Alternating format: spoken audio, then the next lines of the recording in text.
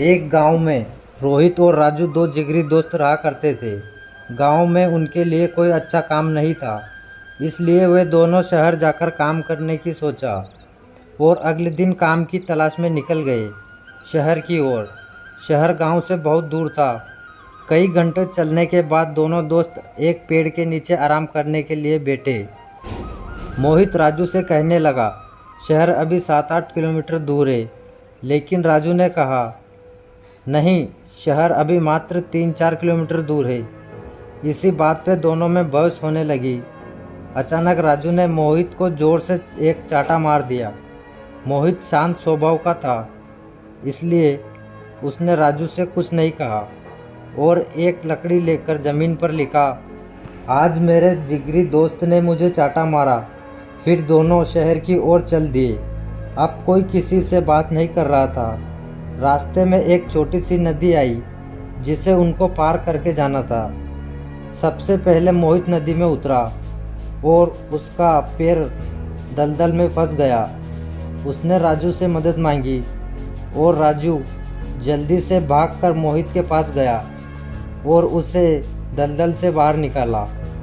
फिर दोनों एक साथ नदी पार की। कुछ दूर जाने के बाद मोहित को एक दीवार नजर आई। उसने एक पत्थर ढूंढकर दीवार पर लिखा, आज मेरे जिगरी दोस्त ने मेरी जान बचाई।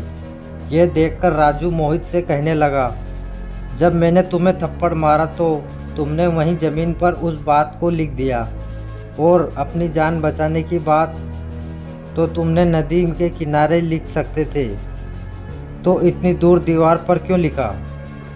तब मोहित ने जवाब दिया कि किसी की बुरी बातों या बुरा करा कुछ भी अपने मन में जमा करके नहीं रखना चाहिए।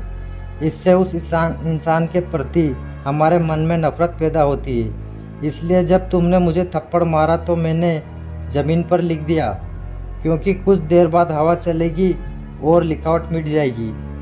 लेकिन किसी की मदद को कभी भूलना नहीं चाहिए, उसे हमेशा याद रखना चाहिए। इसलिए मैंने तुम्हारी की हुई मदद को नदी के किनारे नहीं लिखा और वहाँ इस दीवार पर लिखा, ताकि ये बहुत दिन तक यहाँ लिखी रहे। मोहित का जवाब सुनकर राजू खुश हो गया और मोहित को गले लगा लिया। फिर दोनों हंसते हंसते एक साथ शहर की ओर जाने लगे। हेलो दोस्तों, कहानी पसंद आई हो तो लाइक करें और चैनल को सब्सक्राइब करें। Thank you.